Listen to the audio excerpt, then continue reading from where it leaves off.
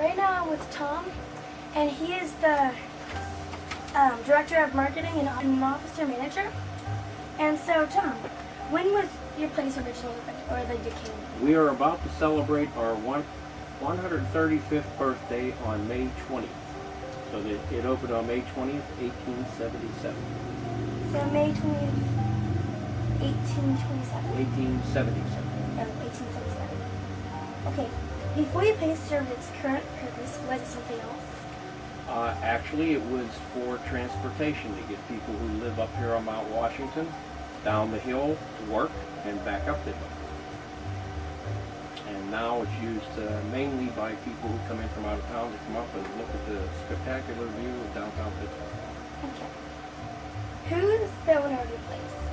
Actually, it's owned. It is not owned. It is a non-profit organization called the, you got a lot of writing to do here, Society for the Preservation of the Duquesne Heights Incline. Better write that down later. Good. For how long has it it's been around, or how owned, or Well, it was a private enterprise until 1962, from 1877 until 1962, and the nonprofit organization took it over in 1962 and has operated it for the last 50 years. It was slated for demolition, and the nonprofit group saved it from demolition, and it still runs today. Okay. How is this place or business funded? Well, mainly, it started out being funded by the members of the nonprofit group, and we still have about 100 or so members of the society today, and they donate their money. But for the most part, we charge fares that people pay to ride our incline, and that's how we fund ourselves.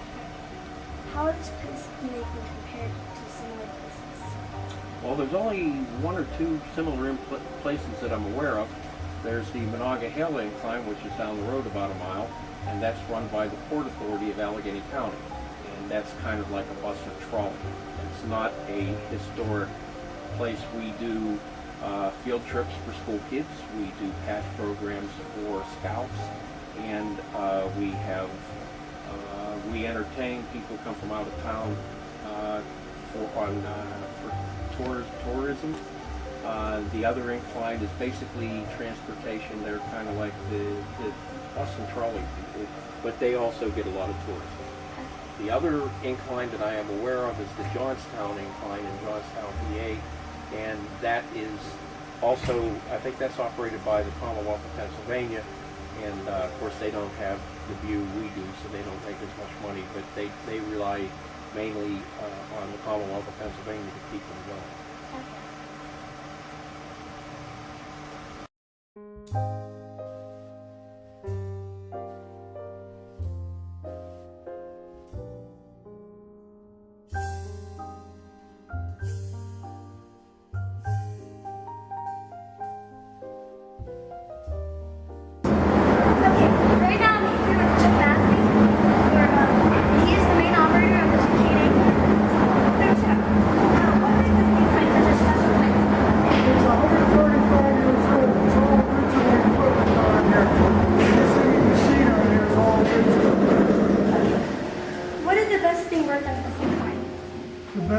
Best thing working Oh, I enjoyed talking to different people. We have people come in from out of the country, out of the state. And come in, we get to talk to them and bring them down and show them how the incline works. How long have you been in this business?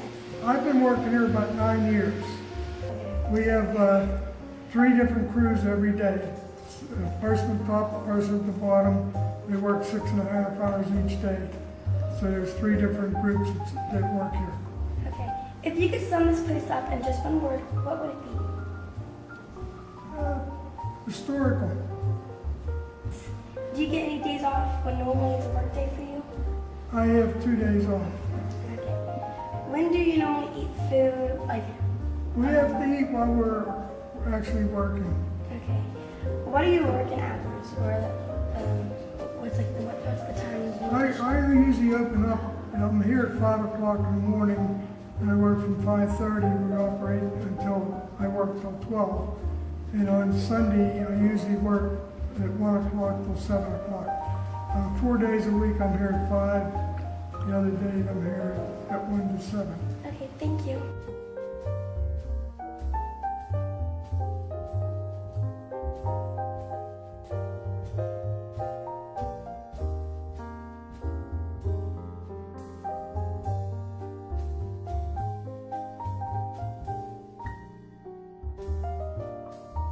Hey, all the equipment you see down here is original equipment from 1877.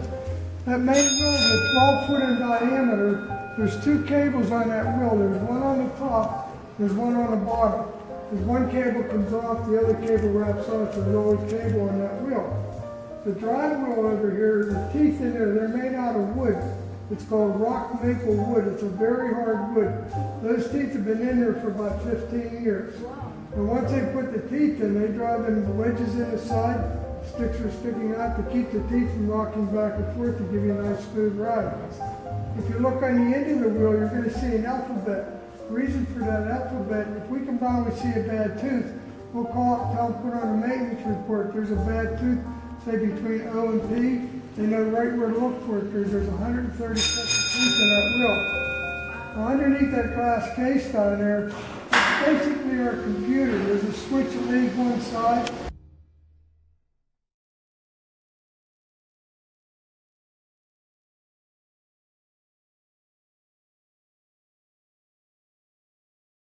That engine was installed in 1932.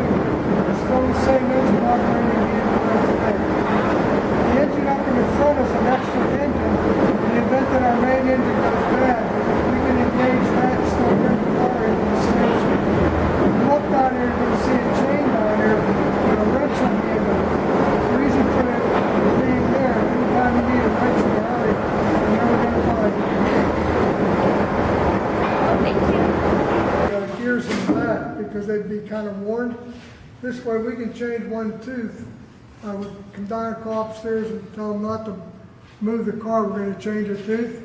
Pull that wedges out, pry the tooth out, put the new tooth in, and put the wedges back in. It takes 8 minutes and they're back in business. Wow. And I helped the one maintenance man change a tooth one day. We have 2 backups. We have a generator and we have a MG system that we can operate on.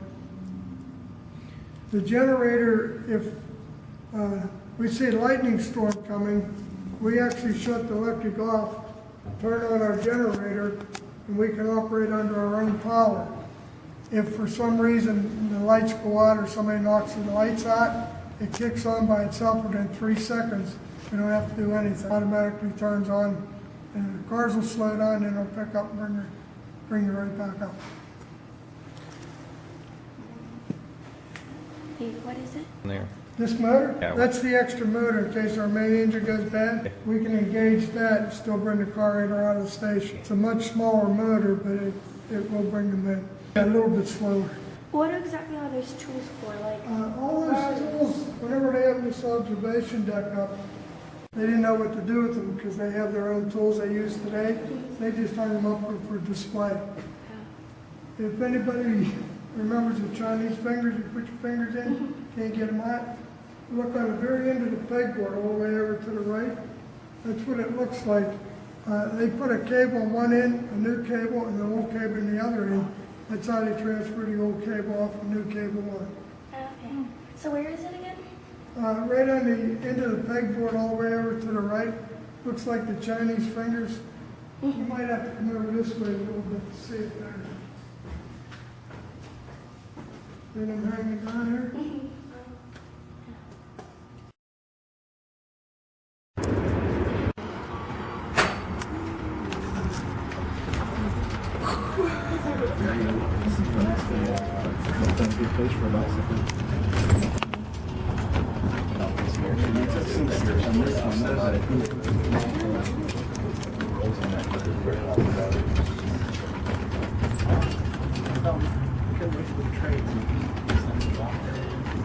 We are now on the incline of the decaying incline.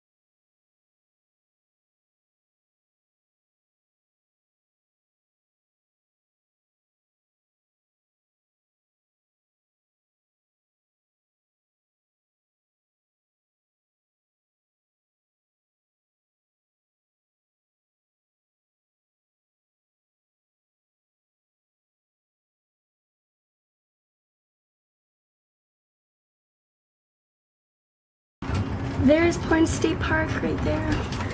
And some stadium. They're redoing the fountain at the end.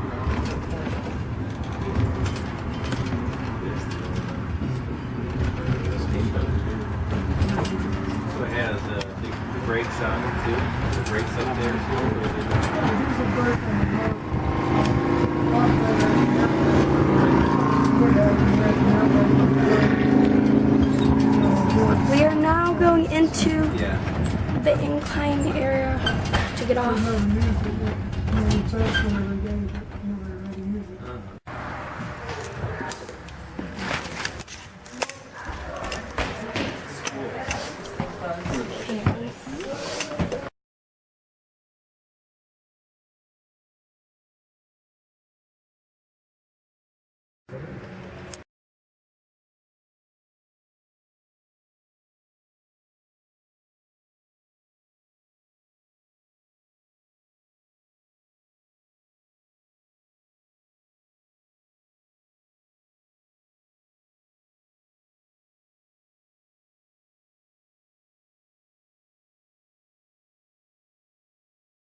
Okay. Well, that I can't help with the camera. Right now I'm with Pat, here with Pat, and I have one question.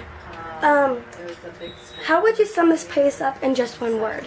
Awesome. Thank you. I'm not going to be on Facebook. No. What's your name? Yeah. No. Anne. Right now I'm here with Anne. How would you sum this place up in just one word? Amazing. Is this your favorite sightseeing place in Pittsburgh? Yes. Thank you. Bye.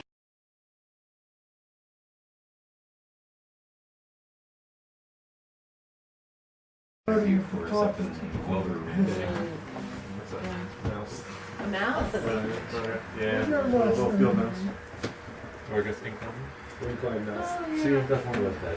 Gets his exercise. Where's he at? He's running, he's on one of the little Dogs. dogs It there. doesn't seem like a What? very, Oh, I see, yes. it's not a good place for a mouse to be scurrying about.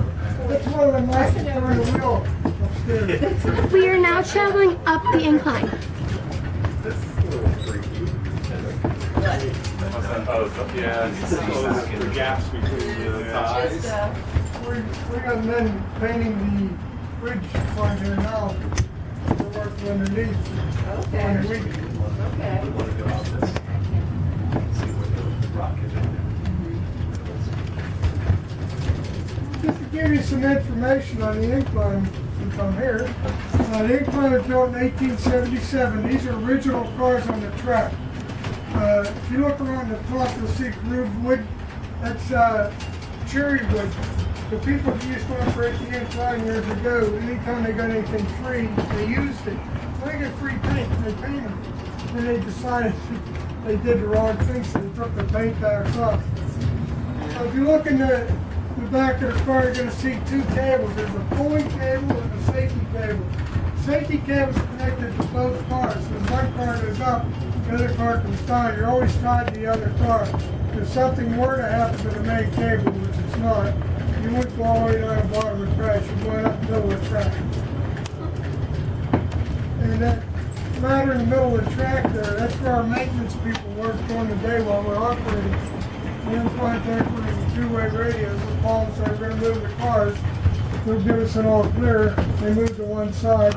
So the car passes them, then they move to the other side where the other car passes. They could be a little nervous walking up and down this. It's steep. When they change the cables, I usually take pictures. I walk up about 12 feet. It's steep. I don't like it. Yeah. And we do have lights on the car at night, but we don't have any electricity on the car. It runs off a 12-volt car battery. When the car comes into the station, charges the battery up, and gets electric in for the door to open. That keeps the lights on while the cars are going up or down. Got a little box up there with them little fingers on it. That's what charges the battery up and puts electric into the door for the doors to open and close. Pretty amazing. It's been that way for the whole time, huh? Yep. Well, once they put the... We are now back up into the incline.